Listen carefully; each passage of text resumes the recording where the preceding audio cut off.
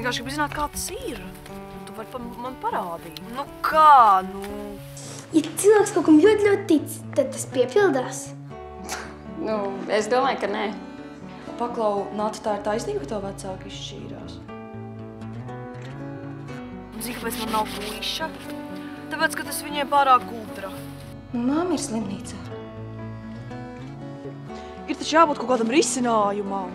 Pašnāvība manai dzīvē vairs nav jēgas.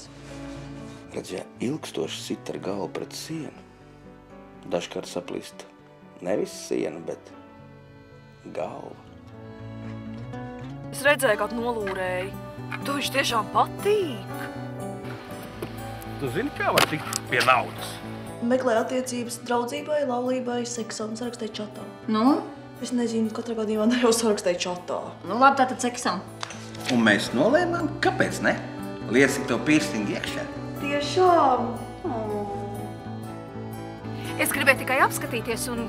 Patvers, nav tā vieta, kur tikai paskatīties.